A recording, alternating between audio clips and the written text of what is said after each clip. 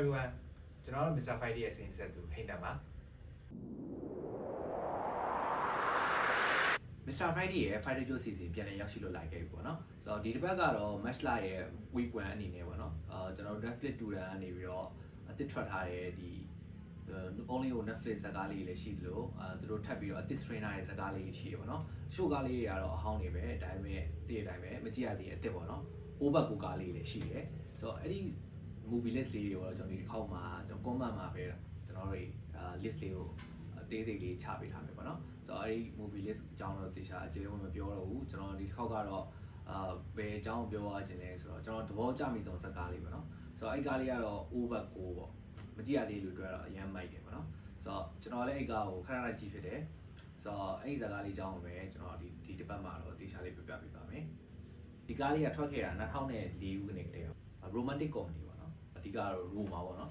Roma မှာအကြီးကျယ်ရိုးတဲ့ကားလေးဇလန်ကြီးကတော့ Adam Sandler ဒီဇာတ်ကားထဲမှာကျွန်တော် Henry ပေါ့နော်ဆိုတော့မင်းသမီးကတော့ Lucy ပေါ့ကောင်မလေးတွေတွေ့လို့ရှိရင်တယောက်တွေ့ရင်တယောက်တမျိုးအလုပ်လုပ်တွေရှောက်ပြောတာပေါ့ဆိုတော့လုံးဝ play wise စစ်ပေါ့နော်အဲ့တော့မှသူကအတီးပြတွေ့ရလို့လည်းမရှိဘူးပုံတွေအများကြီးပြောပြီးတော့မျိုးမျိုးလမ်းခွဲခဲ့တာပေါ့ပြောရတော့လူလေကြီးပေါ့နော်ဆိုတော့အဲ့လူလေကြီးကတရက်ကြတော့သူတင်မော်တစ်စီးနဲ့သူအပြင်သွားတော့သူတင်မော်ကအက်ဆီဒန့်ဖြစ်သွားတာပေါ့နော်အဲ့ဒီမှာသူဆိုင်မှာသွားပြီးတော့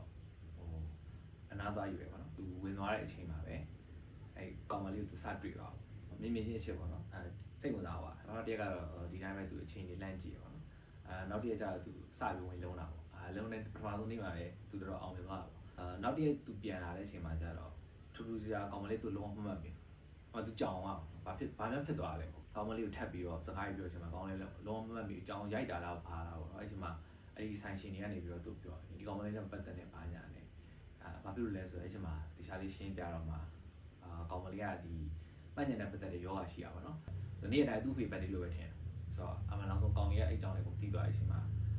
လက်မလျှော့ဘူးနော်ဒီနေ့အိတ်ပြီးတော့နောက်တစ်နေ့နိုးလာတယ်အကုန်မေ့သွားတယ်ဆိုတော့သူမှနေရန်ချေရေးဆိုတာဗျပထမအချို့ရက်တွေမှာသူအောင်မြင်တယ်အချို့ရက်တွေမှာမအောင်မြင်ဘူးပေါ့နော် idea တွေရလာတယ်ကောင်မလေးသူမှတ်မိအောင်လုပ်နေပေါ့နော်ဆိုတော့တဖြည်းဖြည်းနဲ့သူတို့တွေအဆင်ပြေလာတယ်အဆင်ပြေလာတယ်ဆိုတာကလည်းကောင်မလေးအကြောင်းသူပိုပြီးသိလာတဲ့အချိန်မှာသူမြန်မြန်ပြီးတော့ intro ဝင်လို့ရပါပေါ့နော်နောက်တစ်ရက်ဆိုလို့ရှိရင်ကိုယ်နဲ့မသိတဲ့စိမ်းကြောက်လို့ဖြစ်သွားဆိုတော့အဲ့လိုအချိန်တွေမှာတော့ဒီ Henry ကဘာလုံးဝကြီးလက်မလွတ်ခဲ့ဘူးဒီ Lucy ပေါ်မှာလည်းသူအမြဲကြိုးစားနေပေါ့နော်အဲ့ဒီအကြောင်းလေး romantic scene လေးဆိုတော့ဒီဇာတ်ကားလေးကတော်တော်ကြီး hit ကိုကောင်းတယ်ဆိုတော့ဒီကောက် remake တွေအမျိုးမျိုးလေးရိုက်ကြတယ်tiêuဆောင်နေရတဲ့တကယ်ကြီးကောင်းဟာသာဆိုလည်းဟာသာအပိုင်းဆိုတော့ lap scene နဲ့ဆိုလည်း lap scene အပိုင်းပါနော်ဆိုတော့မင်းမြလည်းတော်တော်ကြီးကိုလှတယ်ဇလန်ရှင်းတွေကတော့အဲ့လိုပဲပေါ့နော်ဆိုတော့ဒီကြားထဲမှာလည်းဇက်ရှိန်အမြင့်ဆုံးအခန်းလေးတွေလည်းပါတယ်လုံးဝကြီးပေါ့နော်ကိုယ်တိုင်ခံစားပြီးတော့ကြီးစီခြင်းတယ်ဘာလို့ဆိုတော့ဒီကားကပေးရတဲ့အချိန်နဲ့ကျွန်တော်ပြင်ရတဲ့ခံစားချက်တွေနဲ့လုံးဝကြီးထိုက်တန်တယ်ပေါ့နော်ဟိုစိတ်ပိုင်းပြည့်ခြင်းနဲ့ဆိုရင်ဒီကားလေးကလုံးဝကြည့်တယ်ပေါ့နော်ဆိုတော့ကြည်လူသားလူတွေအတွက်ဆိုလို့ပြန်ကြည့်ရင်လည်းလုံးဝမရိုးရပါဘောเนาะကျွန်တော်ဆိုလည်းဒီကားကိုခဏပြန်ကြည့်ရဲဆိုတော့မကြည့်ရသေးလို့တော့ကတော့လုံးဝ over ကိုပေါ့ဒီဘက်မှာလည်းကျွန်တော်တို့ comment လုပ်သွားတဲ့ဇာတ်ကားလေးကိုအားလုံးပဲတက်ကြလိမ့်မယ်လို့ပြောလိုက်ပါတယ်ဆိုတော့နောက်တစ်ပတ်မှာလည်းဒီလိုမျိုးစိတ်ဝင်စားဖို့ဇာတ်ကားလေးတွေကိုကျွန်တော်ကနေရွေးချယ်ပြီးတော့မှအားလုံးတက်တင်ဆက်ပေးသွားပါအောင်မယ်နောက်တစ်ပတ်တော့ကြာနေကြရင်လည်းအားလုံးနဲ့အတူတူပြန်တွေ့ဖို့အတွက်ကျွန်တော်ပြောလိုက်ပါတယ်ဆိုတော့ Mr. Friday ရဲ့ထုံးစံတိုင်းပဲ your happiness our success